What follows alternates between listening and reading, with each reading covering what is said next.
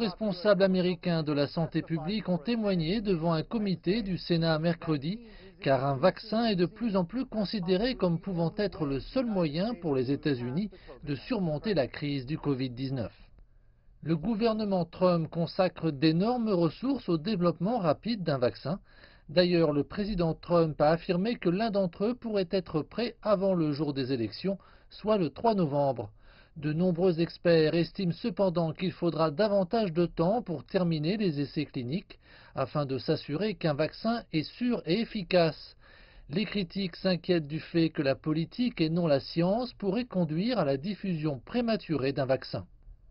Le directeur des instituts américains de la santé a déclaré que ces projets de vaccins progressaient rapidement, précisant qu'aucun compromis sur la sécurité n'avait été réalisé. Écoutez-moi bien, la rigueur de l'évaluation scientifique et l'efficacité de la sécurité ne seront pas compromises. Les fabricants garantissent à la population qu'ils n'iront pas plus vite que la science ne le permet.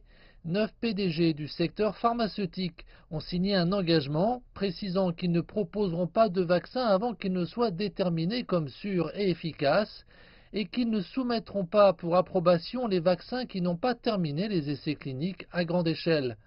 Mais l'un de ces essais a déjà connu un revers.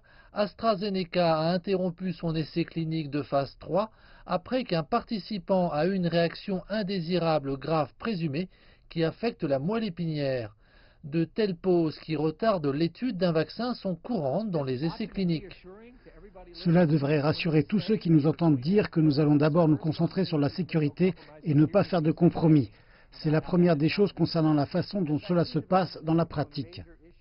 Le développement de vaccins étant devenu un élément majeur de la campagne présidentielle, Joe Biden considère le vaccin comme un produit de la science, tandis que le président Trump le voit comme un outil politique.